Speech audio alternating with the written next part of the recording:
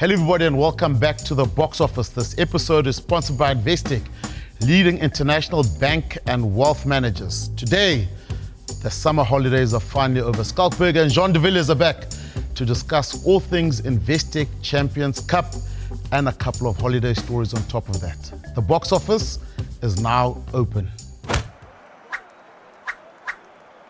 No kicking, nothing. Stupid. There you go, old school kick contestables, make teams do the shuttle, hope they fuck it up and you bomb them in the kicking game. Yeah. Jean, waiting for you, eh? I got the lowdown from Sculler this morning. You watched the... I didn't watch, I couldn't, because I was like, watch, this, if it gets to penalties, United will win. Arsenal finds Then I just knew. Then I actually didn't even watch. Then I just waited Arsenal for the always WhatsApp finds group a to way start. how to lose those games. One man down. Man down. 10 Man United. We got a red for them. I can't even know. Because I was busy watching Leinster La Rochelle, which is also underwhelming. That's what I was watching. The last 10 minutes was The good. last 10 minutes was good. Dylan Late's try. Yeah. Lovely, eh? Yeah. Gee, How quick did he that drop could be that the on the moment, left? actually. Yeah. That was my moment. That's my moment as well. Man. And then the other one is I like Ramos's little... Yeah, Ramos is off. Yeah. Little... And The JD Schickling try was quite a lacquer one there. Similani. Yeah. Kalant had a good game. Yeah. I quite like the Mani one as well, the little dink and the 10, Yes. the 10 chasing. So the last 10 that chased kicks like that was Dan Biggar. Yeah. And it's so hard to pick up because on the blind you're always trying to chaperone that wing. Yeah. But then you can't do it both sides. You know, you're not inclined to. So he gets a free run on the ball every time. Because normally your 10 stays back. Yeah, your 10 stays back because he's going to kick. So he was nice and flat, made the kick. Yeah. They're finally back on the Boks Office, the endless summer holiday. The 2-month holiday that they took and we had to stay and work. So Schalk and Jean de Villiers back on the Boks Office. Skylar, let's just talk about this guy first, the Ace of Attain phenom. How was he on the road? He did his best work away from home. I can't believe he didn't have one of his Jean de Villiers meltdowns. And the wife was there and the family was there. The wife was there, family was there. You're talking about the rugby, eh? He did his gummy berry juice again. After how long? How many days? It came out late in December, early January. But yeah, no, he was an amazing Shimmie, we form. missed you. We did miss you, We Shimmie. missed you. When did you get there? First of all, I want to determine how long this holiday was. You got there early December. Early December, and we got back yesterday. So, like I would say, I did a month there. Although I was, commuting in and out a bit, it's nice and close, Shim. That's the benefit. It was a busy one because I had to go to my folks for Christmas, and we were on a 40th and onwards on the weekend, which was an amazing event. Day drunk. Was he there? Or No. he bailed out or didn't get But the I got a photo from his wife. Wasn't he invited? Late morning, Sunday morning, early hours of the morning photos of John kicking on from where he left off at Azefontein. So he went to the 40th and you went home and carried on. I worked on the beat goes game. on. I worked on the game on Saturday. Oh yeah, you did. Yeah. Commentary. Did you like my comments about the scrummaging? Did you listen No, I to sort it? of listened to it quietly. I was good, eh? Oh, there's a lot of bad angles in that game. Yes, it was, Yeah, eh? I was actually impressed. Hips just going out. See, Okay, how did he get through the anxiety issues that he generally has? One day, how did he get through that? We're still talking about I it. think it's hit him today. Is it? No. I think today he was at office back in Claremont, did the mighty trip on the N1, all of 90 minutes of it, and he has to go back. He's got his shorts on now, he's eating biltong for lunch, he's been on the go. Water, fresh cut, beer, water. He's gone the full Mark Borlace on the haircut. The full Mark Borlace. And I think anxiety's got him by the nuts. I do have anxiety. Yeah. It's because I dropped off my daughter at high school yesterday. Oh. Yeah.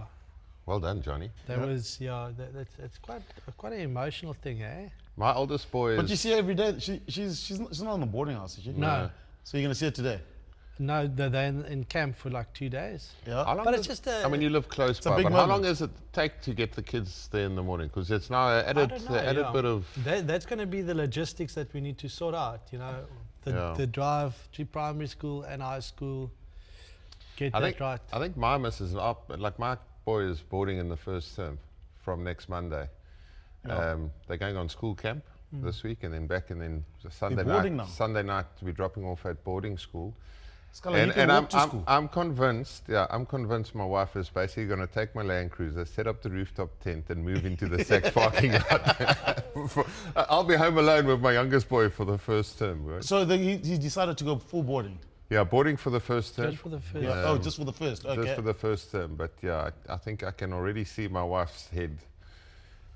Yeah, she's doing a. That's quite a cool. That's quite a cool thing that they have at Saks. Yeah. So Yeah. he was telling me you get a choice to go board for. Yeah. In grade 7 to board for a term, so for a term 25 or hours. That's quite of cool. it. Yeah, so my boy asked my advice, and I said, listen, I was boarding, and winter is no fun in Cape Town. Wet Yeah. rugby boots in a boarding Especially house. underneath the mountain. Underneath the mountain, it never dries. Yeah. So yeah, go for the summer months. More fun. How was Butch on the road with you guys? He joined you also?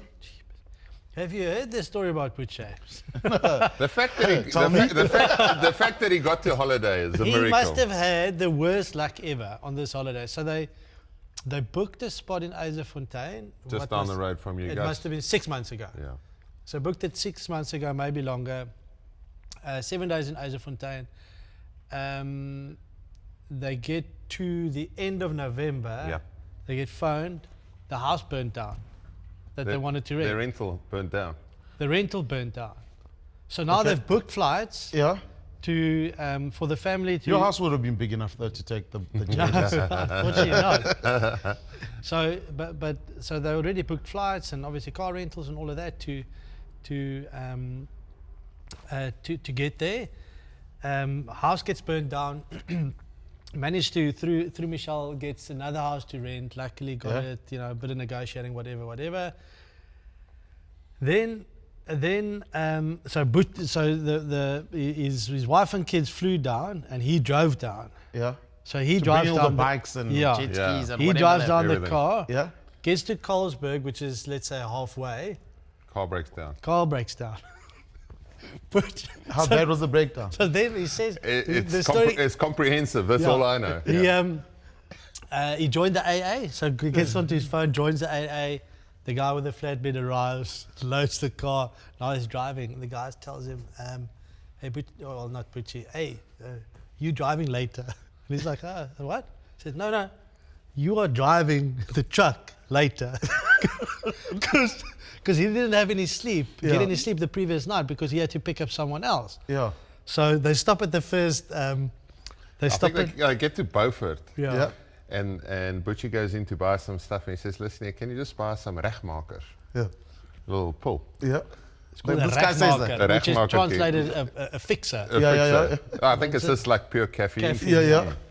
So he buys the guy a rechtmarker, gets back in the truck, he takes one, and Butchie asks him, well, what does this do? No, it keeps you awake. Butchie says, no, give me 2. Takes 2. about let's say 30 minutes later, whatever, now he tells me, okay, now you're driving. He gets behind the steering wheel. He drives for 8 hours. Butch does. Butch drives truck. a truck Yeah. for 8 hours. With his Range Rover With on his the back. Range Rover in the back. Through the night, it All the way starts to raining. Constantiaberg into Kai. He said he's never been so he had like 5 Red Bulls as well and eventually made it, yeah. Yeah. And good value on tour. On the No, road, then so- good, but I mean, yes, like I felt so bad I for think he them. released the fury once he got into Eiserfontein. Yeah. No, he let properly go, which was good. And he's back in Durban now. Back. Did he in drive Durban. back? Drove back. So he came back. His car couldn't get fixed. Yeah. Rented a van. Drove the van to Plet to Durban. So his back car's still home. here in Cape Town. So I think it was quite an expensive little holiday for Butchie. Yeah. What was your biggest evening there? New Year's. Yeah, okay. But there was a lot of them, but New Year's was up there. I think the ones that always surprise you is the ones where there's no plan. So you go beach, you go to a little restaurant, and then John says, okay, let's have one sundowner. And then his ready mix comes out, and then you've got memory loss for the next 2 days or so. I think we should talk about the rugby rather, Shimmie. Or is it all coming back to you? You're tapping your leg. You got your conscription haircut going. It helps with and I mean, I would have advised you to do the same. It helps with you. It makes you look as if you lost weight. but you don't. But you don't have hair, so it won't work for you. I haven't got It hair. I makes just you look cut it. thinner. But you haven't picked up weight there. You're looking good. No, Yeah, see, it's well, looking amazing. see, it's The because haircut. of the hair. You're back in the office today. Back in the office. Yeah. Yeah, yeah, good to be back. New year, new challenges. Yeah, reality hits in. How's your PA? I don't have a PA. Okay, just double checking. let's talk about the rugby, guys. Investec Champions Cup, a phenomenal crowd again at DHL Stadium. Oh, we're not going to talk about your holiday, or did you not have a holiday? No, I had a holiday. Mine was a bit. I was with the family. Went up to What Pretoria. a privilege. I mean, why are you saying See the family like that? over Christmas, usual, and then went to Pazula for a couple of days. Oh, lovely. That was nice. Did you go on the golf course there? Nah, my son got sick, so I was about to play. No. Federer lives there. You know that? Do you know that? I mentioned it at the previous show. Roger He's Federer's got a house there. Yeah. Did I you think see he him was. He bought like from the back in the day? from the developer. I think Yeah. initially. It was Didn't Graham, I think- Sparrenbosch back in the day before Yeah. it went into Pazuna. Oh, really? I think Perth had a spot there as well. I don't know why. I hope Thinking that. there's big SA20 across the road here, guys. Are you going there, Shimmie? Later. I think we might be in the same box. Are you going, Jay? Oh, Paul Royals. Here we go. No, I'm not. Paul Royals I'm not royalty. Going, I still I'm want not to know, going like, back. Ambassador. There we go. For me, there's always, this time of the year, there's a massive fight for who's chairman of the Paul Royals, whether it's Franco Pino or John De Villiers. No, it's like not every, me. every, Are every you taking on every- Franco Pino in a fight? No. every game I watch, it's the two of them basically, who can be on the TV more. You can get. I saw Villiers Leroux was there on the weekend. Guys, it's all about. I love supporting the Paul Royals because it's so good for Paul, for the community there. It's a big thing. So if they had to take a vote between you and Franco Pino, who's the chairman? Who would win? Francois, Honest- because he's the You're chairman. not backing yourself and Paul. He's the chair. I think he is like What, the chairman. what are you, mascot then? No, I'm just a supporter. No, okay. Fanboy. Yeah, I'm a big supporter. Who do you support? When it's a return game, it's Well, always. exactly. When you Time go down. Don't make your eyes The like team that's that. down the road from me. Well, I'm the same in Paul. Are you Yeah, but going I'm there not on on TV the Wednesday, whole John? time talking I like can't I own help the that team. they don't want to interview you. Huh? Oh! Sorry, but do you then bowl super sport for shifts when you do one of those? Yeah. Okay. No. So are you the vice chairman then, and Francois the chairman? No, I'm just a supporter of the Paul Royals. You were dancing on TV in the promos last year. That was for the Like a competition. clown. That was for the competition. That was one of my favorite videos. That was for Yeah. the competition. You were itself. dancing there. I still don't know how they got me to do that. Did you You actually did quite well. have some of your magic juice beforehand, or no? Was you just is that just normal No, John that's- JDV on that's just a me. random Monday dancing? Yeah, Monday lunchtime. Scarlett, just tell us his recipe for the beetle juice or whatever. Again, So his theory. just one more time. Yeah. He gives us game. Yeah. So he mixes that ready mix game powder in there. Yeah. Then on top of that, he goes rehydrate. Yeah. Then he decides what he feels like, whether it's going to be brandy No. or vodka Yeah. or gin sometimes. And then what do you top it up with first, John? Water. Water. You got to stay hydrated. Then his personality comes out. No, but guys, it really Remember when seems you as played if the we. drums once? It seems at the as if Super we Sports drink. shootout? It actually, we talk as if we drink a hell of a lot. Remember when you were playing the drums at the Super Sports shootout once? Well, that was with Dan. Remember that? Did you have some of the juice then? Me and Mr. Green. What did you have that night? Because everyone wanted some that day. Okay, guys, let's talk. Investec really? Champions Cup. Yes. Okay. What was the crowd in DHL Stadium Look on the at weekend? 30,000. Yeah, it was you're right. You were there, Yeah, 30,000. again. But a great, Why are you a great surprised? crowd. A great crowd though. Is the South African? Are they starting to buy into this competition now? Considering Durban had, I think, also another 20, 30,000 also for the Toulouse game. Before I answer the question, I think the one thing Dobbo actually mentioned after the game is he said, like, there's almost a responsibility from the players to the public where, most of the people that went to the game received their last paycheck more than a month ago, mid-December, usually lots of expenses during December. And the tickets aren't cheap, so still being able to spend more money to come watch the game, there's a responsibility for the players to put on a good showing. And so in saying that, I think South African crowds are getting more used to watching rugby, or rather going to rugby games at this time of the year when you're in the holiday mood, and it's becoming a day out, a day in the calendar every year. You're going to go to the rugby. So I think from that point of view, attending games, it's getting better. And the more you attend, I think the more people will get used to the competition and what it's all about.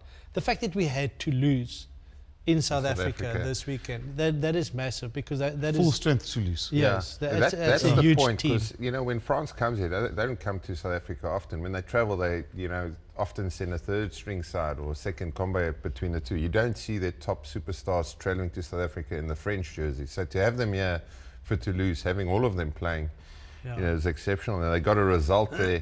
We all know Durban's a hard place to play this time hot of and the year. humid. It's hot and humid.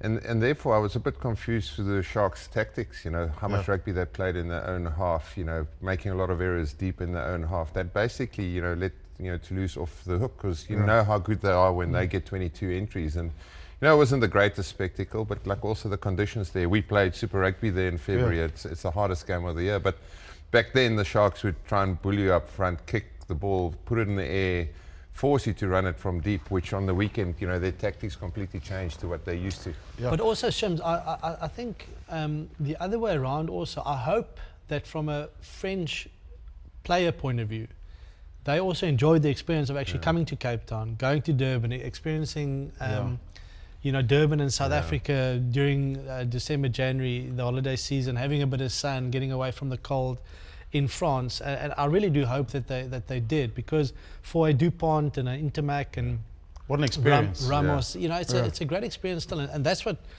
rugby provides you, is the opportunity to travel the world. Yeah. So you Look at must you, have Ambassador. looked past Gee whiz. that. That's very nice. Very. Thank you. Back to work, Paul Royal's chairman. do, Paul but- Royal's chairman. No, but I No, you're mean right. it. No, I agree think with that. I suppose culturally that's what it break's means. done him really good. Hey, you should have more holidays. You come back nice and Does fresh. you? Yeah. I like it. It's lovely. But I suppose someone watching overseas, sitting up in Manchester, it's freezing cold. You look at the team playing in Cape Town. Yeah. You got that backdrop of, before the build up to the game, around the stadium, Table Mountain, the ocean, all of that. Yeah. You turn around and you say, gee whiz, I'd love to be there. Next time, Sales Sharks are coming to Cape Town, maybe, I'll make a little trip. maybe make a little trip or get a supporters club to come down here. Hopefully the pound goes to 28 to the rand. Where's it now? Please Oh, not. well, from a UK point of view, not from a South African point of Please view. not. But it's also like, this competition for us as South Africans, it really is about selling South Africa as well. Yeah. Coming back to the Paul Royals, but they interviewed Dinesh Karthik, Yes. live interview, and kind of Mike Heisman spoke to him about playing in this competition now, and he spoke about the Betway SA20 being the second biggest T20 competition in the world after the IPL, he believes. And then he's standing in this, and I still can't believe how beautiful it is here. And you almost just want to stand there and look at the mountains, all of that. I must say, he's based in Paarl, so like weather-wise and pitch-wise, it's just like playing in India. Same conditions. 40 You've got a degrees battle, humid. 40 degrees humid, flat track. But let's- looking past the sport and rugby and cricket, and also seeing that it's part of it is enjoying where you go, and I think we just have so much to offer in South Africa. In game now, back to the Stormers Sale Sharks game. Mani Lobok, good value this weekend. I think Nick spoke about, obviously the kicking was the topical thing last weekend, but complete dominance this weekend. Nick who? Nick Mallet. Oh, that guy, yeah. Sorry, Nick.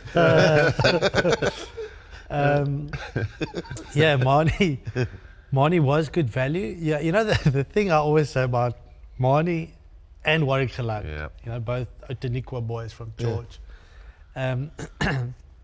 The X factor is always there, and they're amazing with that. But it's being able to do the easy stuff, the simple stuff, get that right 10 out of 10 times, and that they struggle with. Yeah. But when they're on form, when they get it Like right, this last man, weekend, they were on it's- form. It's spectacular, So Marnie's a confidence player, and I think he is more confident when Warwick is also on the field. So I thought, really good game. Stefan Ungara had a really good game. I've been Tidy at the back. I've always been a big fan of him. his, We don't see him. We know he's had some big injuries in the past, but he's such a nice player when he plays. He's nice, neat, and tidy. Paul de Wet coming off the bench, he's also nice and neat. Yeah.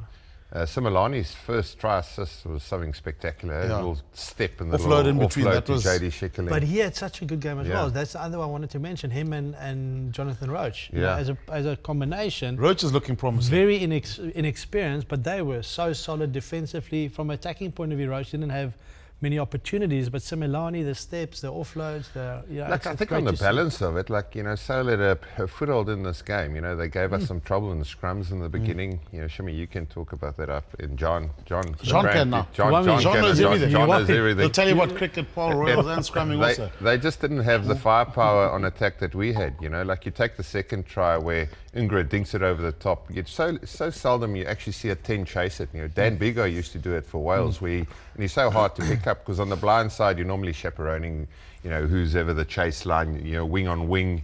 You know, us loose forwards try and pick it up and make it hard for him to get a one-on-one. But he nominated that one, came and off seeing his the line, space, being seeing able the to space. identify the space. The yeah. little step, and you know that's the difference between the two teams. You know, is the fact that we could score tries from 40 out. That in that instance, 80 out. You know, with our special players we got, and you're so right with Warwick Galant. You know, he's a spectacular player, but the simple thing like a 2-on-1, he's no chance. You know, it's almost like he wants to pull the ball around his body and then somehow kick it, you know. But like when there's nothing on, you know, he's spectacular. But there is a way that when he plays, there's a certain freedom he plays with. That when it clicks in, someone watching, he puts bums on seats in terms of people want to be entertained, and that's what they like. And it's almost the old, you know, and again, referencing Dobbo, he mentions it a lot, the Stormers DNA. And that came through again on the weekend.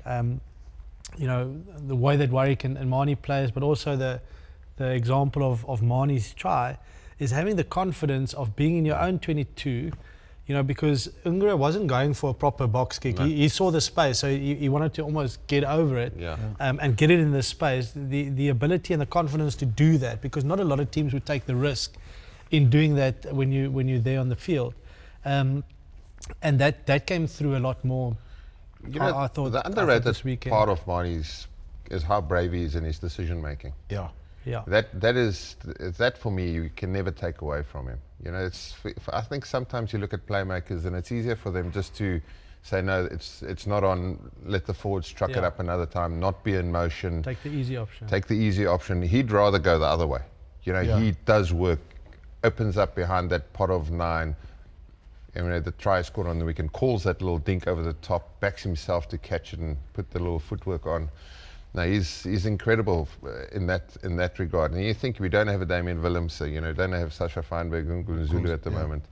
You know, you put all of them on the field, we're going to have some firepower come the back end of the season. Yeah, it's almost getting the mix right. What I want to say though is that, I mean, Schalk didn't score a single point. Yeah, that's unusual. But they had so many opportunities early on in that game, the first 15, 16 minutes, where, you know, get onto the line, they knock it on. They found a way not to score in that 22 conversion. And start of the The second penalty half, count was through the roof in the first half. yeah, and error rate. You know, and then start of the second half, you know, they play beautifully, get it to the side of the field, cross kick, and I think it was, who was it? One of the Bedlow, one of the centres. Yes. That knocks it, you know, he just had to catch it. You know, he knocks it on. You score there, different game, being 14-0 at halftime. So, I mean, I could see the frustration in Alexander Sanderson's, you know, eyes after the game, because it was an absolute coach killer for them as well. But as a coach, I mean, you can get your coach's side to get in the right positions of the field, and there's detail in around your 22 conversion, but you can't bank on errors. You can't. You can't 22 if someone million is knocks a different. It's a different gravy once Yeah, I you're there. know. The way you want to play, more direct. Because I mean, Scala, the Dupree boys, obviously the loose forwards and Curry. That's a world-class combination. How do you think the Dupree boys went? They've been there and up there and there about the Springbok mix. Never really cemented their position. Jeez, they carried strong at times on the weekend. She was they come hard, eh? But that's the thing about them. They've got that X factor. You know, almost like John Luke. Sometimes you think he's got an error rate. You know, he forces a pass where he shouldn't. But like as far as physical specimens and coming around the corner and wanting it, like they're incredible. You know, like I think when they were youngsters, I probably played a few games against them, and then they got into the Bok fold and never really kicked on. They've been at Sale Sharks for a while now. So, I mean, such talented rugby players. But you look at, the Springboks setup now, there's no real chance for them to get back in, I don't think. But yeah, Sale will look back at the game and thinking, like, how did we lose 40-0? Yeah. Well, that was the end score. How did we lose by 40 points? 40-0. 40 zip. That's.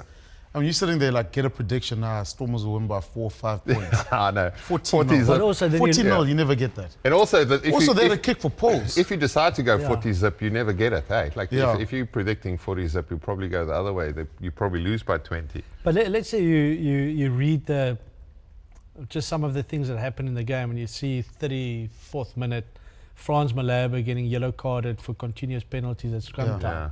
You would think, okay, the opposition team's got massive momentum from a set phase or certainly scrum point of view, and that normally gives you more confidence from an attacking point of view. You get, and I mean, they had the upper hand on possession and territory in any case. But you look at that, and then it's just they weren't able to capitalize on it and convert. I mean, have you ever seen Franz Malherbe being yellow carded? No. No, not at all.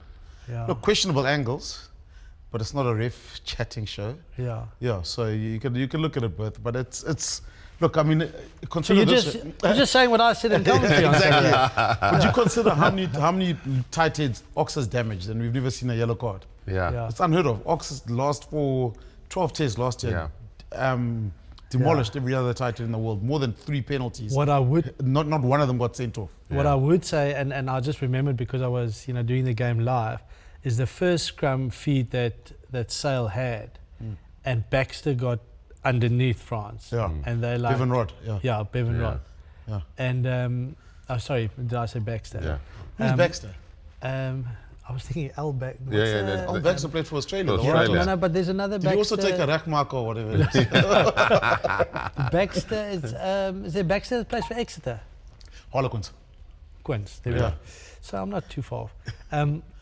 But he had like a straight back, and they went that was through. that was the good one. Good scrum, yeah. Yeah, Stormers managed to come back at the end there, They did, scrumming wise. Did you analyse the scrums this morning, Shimmie? No, I'm just asking. I'm just saying. Okay. You No, think they about got it. demolished, Look, guys, in Durban, the Boks Office team were down there they were on the ground to soak up all the atmosphere, and they spoke to none other than Springbok captain Siya Kolisi. We're here at Hollywood Bix, Kings Park, to watch Sharks and Toulouse.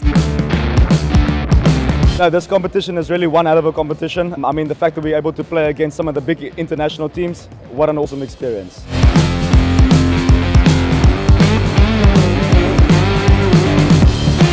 Yeah, tough game today. All credit to Toulouse. They played really well today. They are a great side. We knew what they were going to bring. We could have done so much better. Definitely not happy with that. We are far better side than what we showed out there today. It's basically like the Champions League, of rugby. You get people that will probably never get to play against each other, and some guys who don't play international rugby, they get that taste. It's the closest you can get to international rugby. And yeah, for it to come to South Africa, it's big and it's important. Hopefully more people in South Africa can get into the vibe of the Investec Cup. Guys, it was a hyped up game, but probably didn't live up to expectation. I mean, you mentioned it earlier. Durban is a hard. It's always a difficult place, especially this time of the year to play. That's just so humid, so the ball becomes quite tricky, to manage, whether it's pre or post contact on the ground. That surprised me with the Sharks' tactics. How much rugby they played in their own half. You think you got Toulouse coming from Europe. It is a hot day, but still you've got to force them to run back and catch contestables, and you try and pin them in their own half. Because we all know how strong they are when they get into your 22 and to your half. Like first drive, Miafo picks it up and just bullies his way straight through. DuPont, we all know how dangerous he is. He was class in that first half. Their moment for me was little Ramos with a little backflip up to Blair King on, which was amazing. But also that comes off the back of the Sharks trying to exit through a cross kick in the 22. It was a very disjointed performance by them, which I think will be disappointing, because in this comp your home games is so important. You can't afford to slip up. You probably don't have a chance to beat Toulouse in Toulouse with that side, but you do have at home. You've got a chance to turn them over, but unfortunately for the Sharks, there wasn't enough quality on the weekend. It's a big statement from Toulouse. to come to South Africa and get not only a win, but a relatively convincing win. 20 points to 8. They always seemed in charge of the game. And you even listen to Sia's comments there. You're saying they tried to get out of their half. They wanted to play in the opposition half, but they wasted so much energy getting out their half. And it's exactly that. If you want to run it out, you want the most effective way to get out of your half and with as little risk as possible.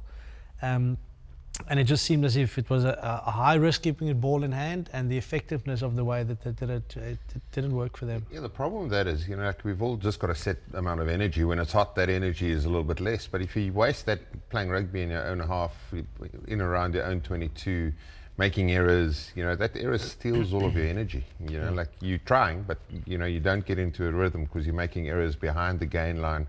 And it just affords the opposition to say, listen, okay, we'll kick it deep at you and you run at us. Make errors there, and then we get 22 entries. And, they've got a powerful pack. They've got a great side to lose. Skillful pack also. I mean, the tricky thing, as you watch the game, he's talking about the fatigue. They don't create rucks. No. Everyone in that team offloads. Little offload. So all of a sudden you can't set defensively, you can't get line speed, you're chasing shadows, that ball's going forward, then they go in between you, then Dupont's got that, he offloads. They just didn't land the passes. I love how dynamic Mo Waka is as well. It's a good hooker. Proper player. Also, we get taught, hips forward, you move forward, chest towards the opposition, whereas, their skill set and contact skills to be able to turn before contact, get the ball away from the opposition and then get it away. So kind of turning your back and not getting past the defender, but rather stopping before and getting the ball away. It's so difficult to defend. So sometimes you play against a team that's quite neatly structured. It's, your 9 passes it to the middle guy. He's got his options. Say you play Leinster, you get into a bit of a rhythm there. I guess Gibson Park's got the ability to change it up. But like with Dupont, if there's no rucks or the rucks are not getting set from a defensive point of view, that's where he comes alive. He just, he gets into his own little zone, picks on the first, second defender, releases his big runners. It's sort of the game just keeps on coming at you. And, if they don't know where the ball's going as a defender, how do you line someone up? How do you tee up against, a big ball carrier? You can't. Would Toulouse, full strength at home, be able to take on most international teams? International teams? Yeah. Geez, they've got half the French side there, so yeah, probably. I mean, in this comp, you think Leinster's strong, Toulouse is strong. Can't throw away La Rochelle.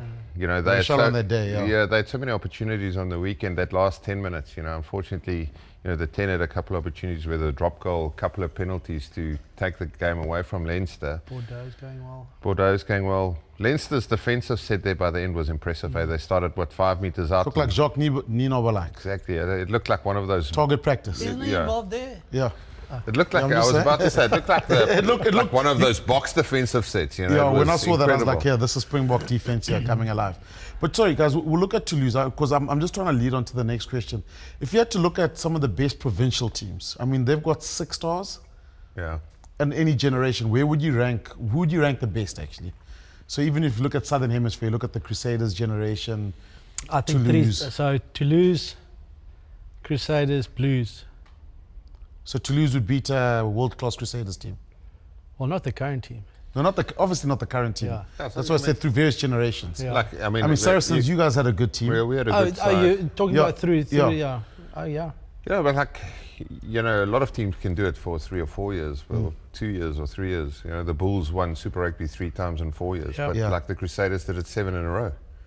Was it? Or 7 in 8 years, or what was? Yeah, something ridiculous. And before them it was the Blues. End of 90s. Then you go Brumbies. Then you go Brumbies. Early 2000s. Yeah. So I mean, I would say that Crusader side we played against was probably the best provincial side. And then Saracens in what was it? Won 3 Champions Cups in 4 years. Yeah. And 2 of them were doubles where they won the Prem on top of that. So that would have been the golden generation of that era. Munster late 2000s. Yeah. Leinster generation. Toulouse. Driscoll, Toulouse. early 2000s and now. Yeah, I suppose that what Toulon with their differentiates the 3 in a row. Crusaders is Toulon, 3 in a they've row. done it consistently. There was Yeah. a team, I think under Robbie Deans, that went unbeaten. Yeah. Crusaders. Yeah. Yeah. But you could do that. I suppose Super Rugby then was longer. I'm trying to think of the best provincial team that if you had to say, listen, yeah, this generation against that team. Yeah, who would be the I would best? still go with the Crusaders.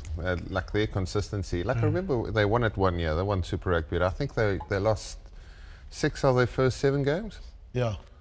But also And then they won every single game with a bonus point and smashed everyone in the playoffs, which was didn't they play the ridiculous. Waratahs like in a semi-final and beat them 92-7 or something ridiculous like that? In Christchurch. Yes. Toulouse, okay, the French. Now with Toulouse, they can win. The French national team. Yeah. How come they can't? I mean, a World Cup quarterfinal at home, they lose to the Springboks. 2007, they lost in the semi-final. Was it a quarterfinal again? Semi-final. Semi-final. England. Okay, the Semi-final French against England. national team. Josh with so Lucy, much talent. Josh Lucy yeah. scoring a try. Yeah. With all the talent in the world, how come they can't do it for the national team? No, I think it's hard internationally, especially World Cups. I mean, it's not the easiest thing. Like we've been privileged now Yeah. to get it over the line, and like the margins are so small. You know, how did we win that quarterfinal? But that's exactly what I wanted to say now as well. Did they play poorly in that quarterfinal? For me, that was the game of the World Cup. That and the Irish The Irish quarterfinal. Yeah. So I mean, you know, the Colby charge down. Yeah. You know, Yeah, you yeah. take that away, they win the game. You take other moments in the game. So, you know, it's a discussion that we need to have, but it's not something where you can pinpoint and say that that's the You reason. get teams that I think if there's a big final that don't perform to their ability, Yeah. and I think Ireland in the past probably have been guilty of that when it comes to quarterfinals and Yeah. just looking a bit flat and below what they should be doing. Like that French side came out and they were absolutely dominant against the Boks when they got into the right areas. But like somehow our Boks team just had the resilience to get away from him, score tries out of nothing really. Cheslin's charge down. But yeah, I mean that French side, I don't think anyone wanted to play them in the quarterfinal. But even Schalk, in fairness to Ireland, same thing. It's not as if No. they choked in that No. quarterfinal. The No. performer. It was just the fact that you had 2 games where you had 4 teams really wanting to make it to an eventual final. How and was that the All Blacks, their defensive set? How many Yeah. phases was it? 20-something phases. Yeah. Ireland gave it their all, and eventually turnover happened. So, But I suppose what's going to define this French generation is the fact that, look, Dupont, great player, and Tamak, great player. They've got a lot of very good players. Yeah, but yeah. But where's the? But Shims, can you really say that and with no disrespect at all, but from 2019 all the way back to whenever, even 2011 when France made it to the final, they lost 3 games in that World Cup. yeah. Oh, you talk about the 2011. Yeah, yeah they lo- 2011 when The Thierry Dusetois. yeah they lost against Tonga in the pool Yeah. stage. Yeah, in the pool stages. So and they were good. That the I last think- 20 yeah, so New Zealand were on the rack then. So I can't believe they this didn't last, win that game. Yeah. They lost 9 a points. couple of to 8 pulls or should 8, have gone their yeah. way. yeah. So 8-7. the current French squad is a really strong one, and I think if you speak about choking in big tournaments, then we judge this group, but it's not as if they choked in the quarterfinal. They played really well. I think Yeah. they really put it all out there, and unfortunately just on But the yeah, day, like didn't if go you've their got a way. golden generation, like surely you want to go win a World Cup, Yeah. and that's the tricky part. Is when does it happen? And for them to do it in Australia now, you don't just go to Australia and then win it there. You need to go play in the Southern Hemisphere. New Zealand tour. Take your strongest team to New Zealand. Challenge them there. Yeah. Whoever they play next year, take your strongest team. Get used to playing in different conditions. Yeah, I get the feeling that the club system is more important at times than the international. Because the reason the big guys aren't going to New Zealand is because of the clubs. Yeah, It's not because they don't want to go. They also finish later. Yeah. They're almost out of sync. Yeah. They're almost like 2 weeks after. The rest of the comps finish. They're still going on and playing their finals. But Dupont, 8 years hasn't been to South Africa. yeah, This Johnny Sexton never played in Yeah. South Africa. yeah. 8 years Dupont had never been here. So if France were coming up for the incoming tour this year, he wouldn't be on the airplane. Yeah. And Tamak wouldn't be on the plane. No. Half the Toulouse team would be on the plane. Yeah, I mean, and the last time France toured South Africa was 2017. Yeah, Again, 8 years ago. yeah. And then you don't bring your strongest team. So it's not just giving opportunities to younger guys. You don't take your senior players, and you never tour, so you never get to experience Season that before environment. before that must be 2010. We played a test. Correct, yeah. We played a test against them in Cape Town. So Yeah. that's 7 years, and now it's going on. And prior 9 to years. that, 2004. Yeah. The great French. You played Investec Champions Cup against a lot of French teams. Did you play? Yeah, Which were the great ones, the good ones you played against? So I know your answer, Scala. I know which one's going to be. Yeah, I mean, we played Biarritz Yeah. in the semi-final when I was at Munster, and I mean, there you had Emmanuel Haranordiki. Yeah. You had the scrum off. He does a lot of media work now. Dimitri Yashvili. Yashvili. Yeah. Yeah, great guy. He was a great player. Yeah. You know, so that fantastic players. But I mean, for me growing up, Yeah. I loved Toulouse in the 90s. Yeah. That's the club I wanted to go play for Yeah. one day. And obviously never went to France to go play there, but that's the team that I really... Tamak, the olden Tamak. Yeah, but even then the later generation, even when Don Heeman was there, you know, you had Yes. Josian and all those guys there as well, whom I eventually, you know, played against. But that was Olivier Rouma, Laurent Caban. Did all of them play for Toulouse? I think so, yeah. No, Caban was South. Caban played for Province. I played for Province. No. Yeah. And Rouma played for Sharks. I loved it when the French players came here to play a bit, you know. Rouma Yeah. played for the Sharks. Yeah. Thierry Lacroix. Thierry At Lacroix. the Sharks, yeah. I watched the game, him against Michalak? Griquois, and the Sharks were putting a few points on him. And instead of like taking the conversion like normally, he just walked and dropped it behind him and back-heeled it over. Yeah, I was like, that's the most French thing the guys in Kimberley's ever seen. You know, I think we obviously won a couple of Saracens, but my best memory was, you know, we were the first team to beat Toulon Yeah. in the Champions Cup in Toulon. You know, they never lost at the Stade Mayol, and their team was just, you know, it was stacked, eh? stacked with the who's who. And we went down there on a beautiful evening, and then actually, you know, got a big lead. We went up like 28 points by halftime, and then eventually snuck it by 1 point. But yeah, it was such an atmosphere, and it's an intimidating place to go play there too long. You know, you've got the guys screaming on the microphone. In the first half, the crowd was quiet. Whistles was So going. who's that guy that screams on the... Who?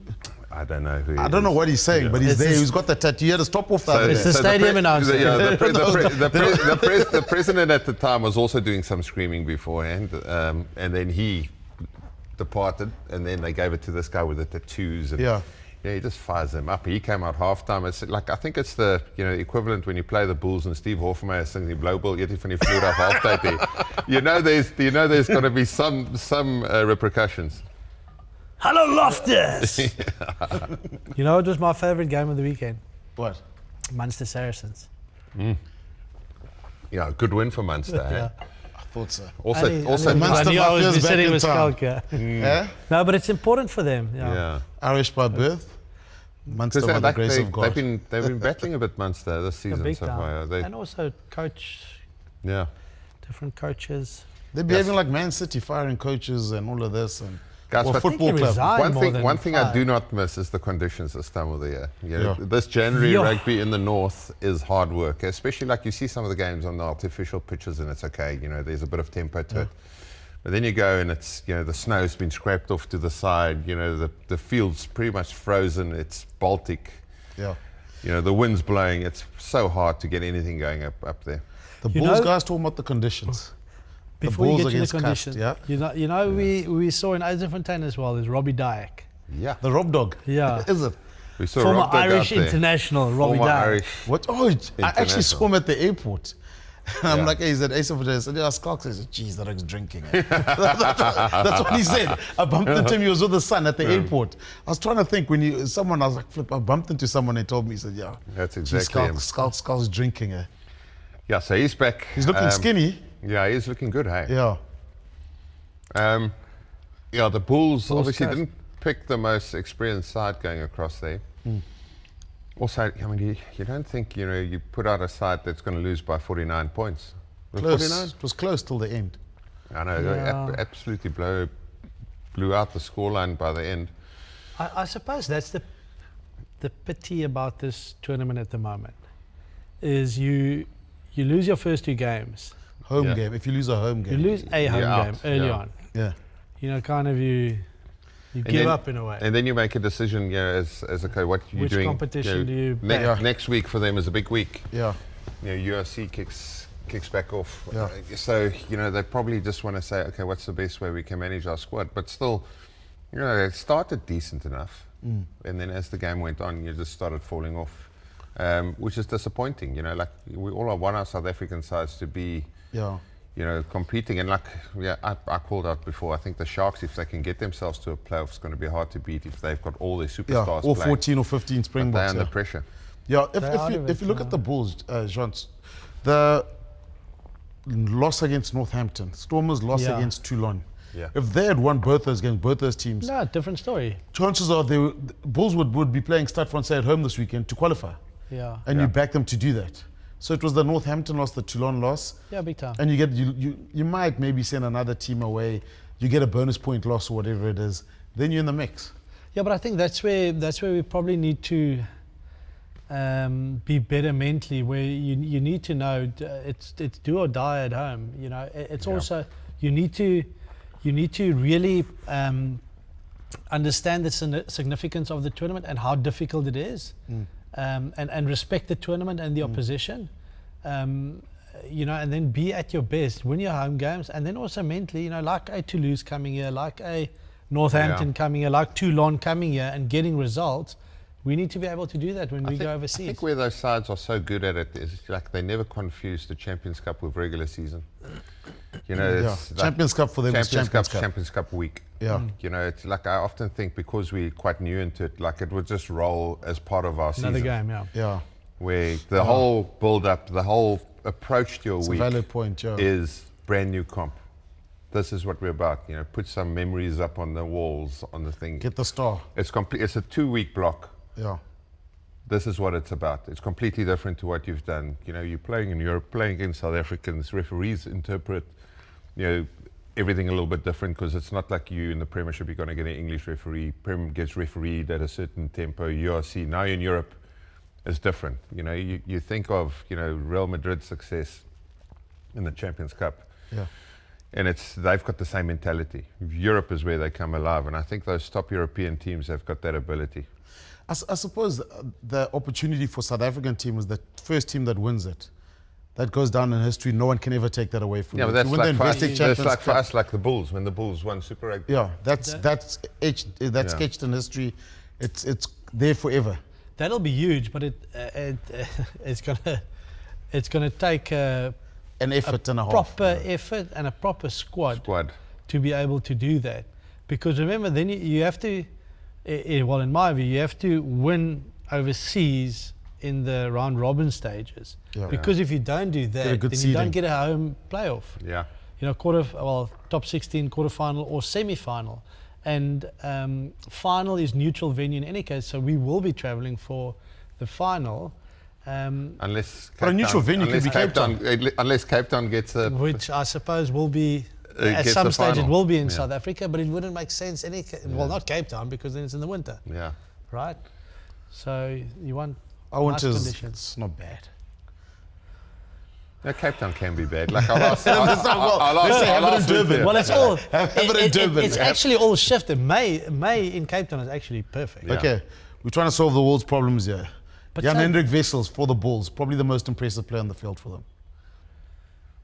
Why do you choose a front rower for that? But I like him. Like, He plays. remember when Rassie picked him? Yeah. And we were like, okay, where does he fit in? And then he was playing loosehead. Yeah. And then, okay. And then we think, okay, throw him back to his franchise. He's your third hooker, third loosehead. Yeah. And still Rassie, he spotted something in him. But like he moves, he he's a nice player. moves like a loose forward. Like Mobile. He can hold his own when he's picked on loosehead. At hooker, I think like if there's a criticism, it would be his core skills, because he's one heck of an athlete. Just which position he's going to stay in, Yeah. which one's going to develop, and he's almost too talented. I mean, there's him as a schoolboy. Yeah. The club, I think it was Lock or something. He that had a Lock, number. yeah. Was that the only jersey that could fit him or something? And then he gets, He runs through the He runs through he the gets whole that team. break and he runs the whole field. You're sweating a bit there, Shimmie. It's hot there under the lights, or No, I'm not. no? I'm just checking. Glasgow Warriors, guys, Yeah. and Franco. Again, he's What a doing the start. business. What a start to that game Yeah. for Glasgow. Absolutely dominated. They They're a Clinical. good team. They're looking good. Yeah, were playing Racing, eh? Yeah. they played Racing on I Friday. watched Friday the night. first half of that game, and then I was so disappointed in Racing's defence. You know, like first of all, line speed, discipline and detail in and out the rucks. Soft shoulder, catch up, not there. And like we know this Glasgow side's quality side, and they would be hurting a little bit because Edinburgh turned them around not too long ago. But yeah, geez, for me, they're always the dark horse when it comes to the playoffs. I called them 2 years ago in the URC and they lost at home. They got a red card but lost the game. And I think when they get into those situations, because Franco's a quality coach and by now we know his team is quality. Yeah. That first try they Don't scored. be sorry. The where they do the want to play out the Yes. back, but then they hit the front player. player. But also the ability for then the loop around fly off to connect then to Yeah, the guy that back breaks the onto- line, and then George on the On the inside. inside. It's a beautiful try. Hypothetically speaking, now, let's say Rassi had to resign. It's not going to happen. We've spoken about Rassi staying on longer. Would Franco be the guy? Racing 92. No, Rassi. Oh, Franco for the Boks job, hypothetically speaking, obviously, Rassi's still going to be there a lot longer. Yeah, I guess that the issue is is Rassi then completely out the system? Because if Rassi moves to director, I think someone within the Rassi camp's going to take over. Yeah. So if you say Rassi's completely done with the Springboks, and he's retired from all duties, Yeah. then we'll start afresh with, who's the next candidates, and you go Franco's right up top there, Johan Ackerman, Frans Ludeker's. These are all the foreign coaches. Two Super Rugby's. Johan van Graan. Johan van Graan leading the Premiership in Bath, lost in the final. I might be missing out on one, but I think that's pretty much the top lot. For me, it's not just that. It's not just Rassi being. It's not as if you take the current group. Remember, because they've got guys that are employed by SA Rugby. Do you know what coaches. hypothetically means? Yes, Exactly. but I'm just sketching my scenario. Yeah, okay. So you're hypothetically. speaking hypothetically Yes. also, yeah. Remember, all of those guys are contracted, all the assistant coaches. Now you just put Who's someone got at, angry there? now you just put someone at the top. There was anger there. There was a bit of anger Hey, shut up a bit, Shimmie. Yeah, the inner Mike Borlas has come out. I knew it was there. Gee, was I'll knock you out. You can't just put someone at the top and then you continue Yeah. with the guys. It needs to be He a wants his total own. You'd clear- want his own people. You there. have to. Within the camp. Well, I think that's what we've seen within the system is that they groom guys and Yeah. then bring them through. So I think that's probably what will happen going forward. No, but And who would it be then? Then We you'll need a think. name. I think a guy like Stick. Yeah, I think Stick. Yeah. From all accounts, everything that I've heard from the camp, he's already taken the on man, a lot yeah. of responsibility. He's been in that environment for a very long time.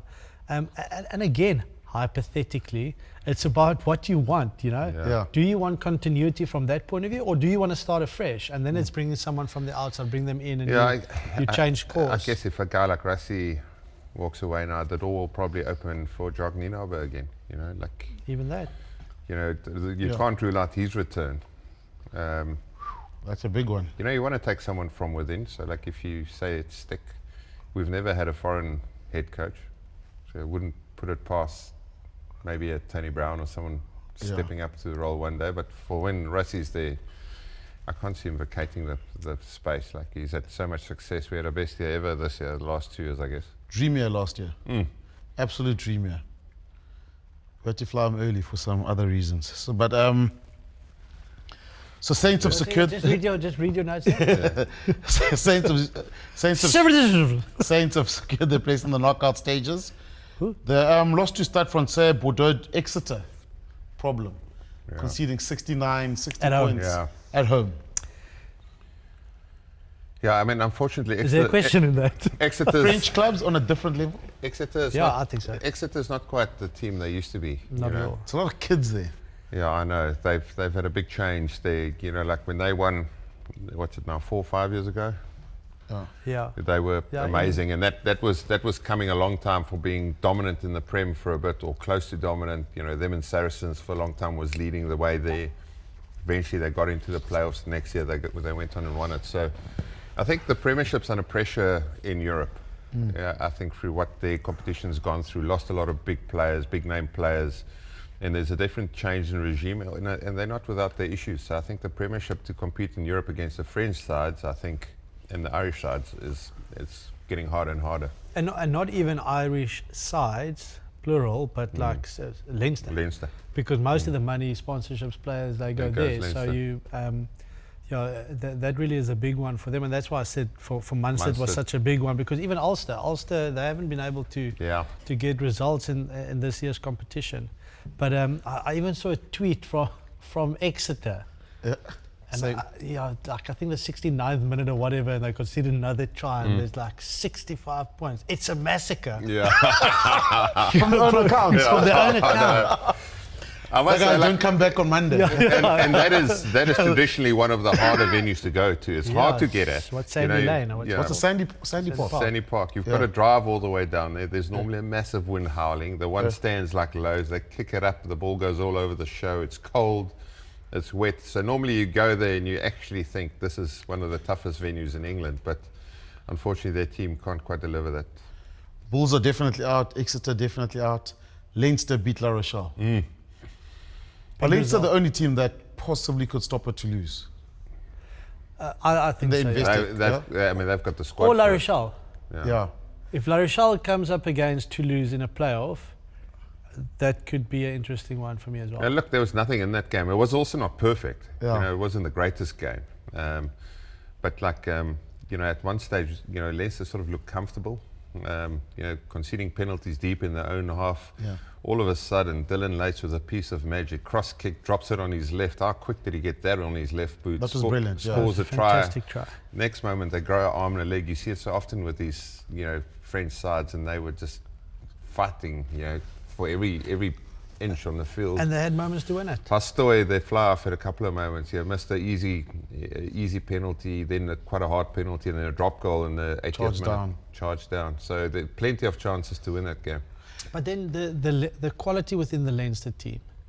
You select a side there, and I mean, not to go through all of it, but the initial team, obviously Barrett started at the end, but they had Geordie Barrett and R.G. Snyman on the bench. Yeah. Jamie Osborne starting at fullback. No Hugo Keenan.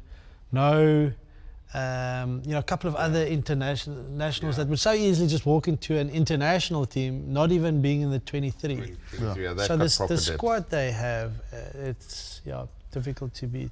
So favourites now, if it probably Leinster, La Rochelle, Toulouse. So obviously Toulouse. Bordeaux is there and there. Bordeaux is the one. Yeah. Glasgow Warriors for some reason. And I think Glasgow Warriors. It's not a fashionable team, you'd say. It's not like a super club, but a lot of Scottish internationals, well trained, incredibly fit, hard to beat at home, good defensively. Understand the game. Also, smart team. Also, we all look at their great tries to score. Then you look at their maul. Yeah. I mean, that single-handedly won them the URC last year. 20-meter maul to win a game in the 79th minute. They've got some physical bite to them. They're hard to put away. Tough pack also. So for me, that's probably the one team you got to just be careful that you don't take your eyes off them. Yeah. And have a look at them. Who did Bath play this weekend? They played yesterday. It's a convincing win against Claremont. Yeah. Claremont. At the Bath. We live in Claremont. Bath is probably, after the weekend, they're probably the best positioned English team. Best positioned English side, I would say. Thomas Tutoy doing some good stuff. He got man of the match. Yeah. They played last did he get night. 2 tries? Yeah, scored a double. Yeah. We saw quite a few Steve Sitole scoring for the Stormers. Yeah. JD Schickling scoring. Tight forwards. Yeah. Each week, guys, we're going to look at the Investec Champions Cup, highlighting the out of the ordinary. Well read. Moments that have stood out for us. Okay, Scala, your moment of the week. Dylan Lates. Actually, let me... I mean, I like the Dylan Lates moment. Yeah. So I'll go first, Dylan Lates, cross kick, Pastoy, dropped it on his left boot, waited for the bounce up, score. Also ex-Western Province, Cape Town Boykie. And then Must I pick a second one? No. Yeah, pick a second one. I like the little Ramos flick around the back. Yeah, that's probably a lot of people's fault. Yeah. Yeah. JDV? I like the It's got Dylan. it's not Munster. No, Okay, no, I thought you might come up with something with Munster. no. No, I like the Dylan Lates one as well. Yeah. And there was a bit of intensity the last 10 minutes of that Yeah. game, so I enjoyed that. Marnie? I like the Marnie Libbok try and the JD, maybe the JD Schickeling Schickeling. try, the fact that 50th game, scoring a try, doesn't score a lot. And also it was a long passage of play. Long Again, the passage of Stormers play, yeah. attacked from within their own 22 all the way to the opposition try line, knock on from, well, Salman Murat gave it away. Then Didn't find Sale, touch, yeah. no, they kicked out Okay, and out. Warwick Galan threw in Three quickly. empty, yeah, that's And then they scored from that. So yeah, I'll go with that one. Look, I've got two. First of all, the Stormers defensive. Will you give us your two? Stormers defensive effort. It's a collective. Yeah. It's hard. You never see a team being held to 0 points. Yeah. Ever, hardly ever. Even though, and Sale had a lot of opportunities in the 22-meter area, carries, big ball carriers, as a collective, holding out Sale for 80 minutes for 0 points. Yeah. So that's more of a collective, and also a highlights package of Warwick Galan. I think when a player, look, he's a maverick. He does, Yeah. you know, a lot of things out of the ordinary, but when it comes together, it's actually beautiful to watch. I think sometimes when Dobbo wakes up on a Monday and he's not feeling himself, he's got some health issues, I think Warwick Galan sometimes has a big role to play in that. Yeah, exactly. So I would say those are my two. I like the Toulouse one. Yeah. Because Toulouse, they needed as much as power and strength. They've got a little bit of magic. Yeah. Also helps. You know, they're good to watch when they're offloading. There's a continuity. It's a combination of power, champagne rugby. I like that and sort George of the Horn. thrills. I like the George Horn George try won't as try the well. Glasgow. Also, Can you talk like, us through the George Horn one, the one I spoke about it earlier. pass, inside pass there. Cool. Guys, sorry, Six Nations preview. geez, we're already there, hey? I forgot Yeah. about that. 4 of the 6 sides capable of being champion. Who's your money on? Just 4 of read the that 6. again. Six Nations preview. Um, Ireland can win it. Yes, they can. England can win it. Actually, all 6 teams can win France, it. no. Yeah, they can. Wales? Because everyone's on 0 points at the moment. Wales can win it. Anyone can. Wales can win it. Italy can Say, win it say as it on well. the box office. Say Wales can win the Six So- Nations. They can, but not happening. Okay. Italy will be good. They were I'd good like to last see year. the fixture list because so that plays a massive role. But yeah, I will go. It's between Ireland and France. No, that's what Nick said last year. Last week, sorry. Ireland and France was the...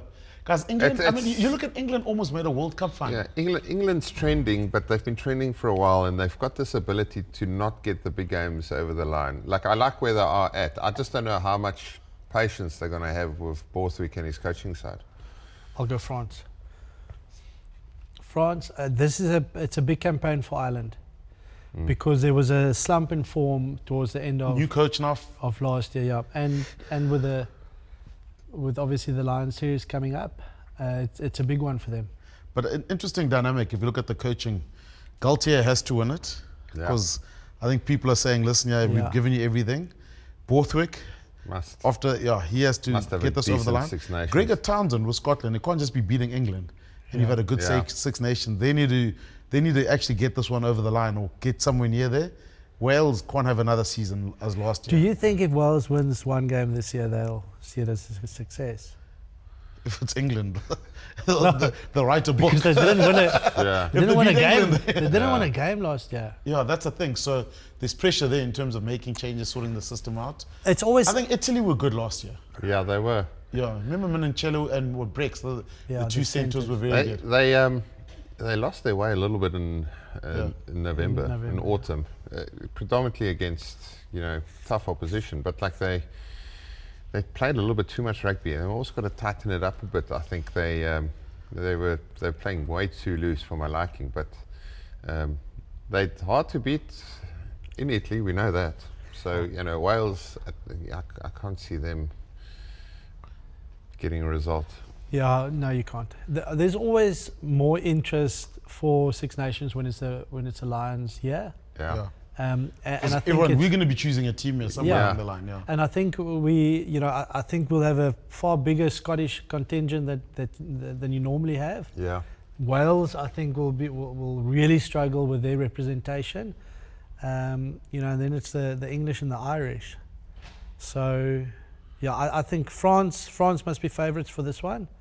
and then probably But like you England think the and Lions Ireland for should second be place. should be Irish based. You know, you've got their coach, Should be. their structures, their system, and that doesn't mean that it doesn't open the door for anyone else who comes on and plays so good rugby. But I think the base is going to be from Ireland. Who wins it down under? I would say it will be tighter than people thought 12 months out, but I still think the Lions will do it. Surely we can't be predicting now for that yet. We are. Why? That's what I asked you in a nice way. But why? If the Wallabies go into it without too many injury Super problems. Rugby still has to happen. Who's winning Six the Nations, Who's winning Six the final of the Investec Champions Cup? He's already said Toulouse. No, who's winning it? Munster.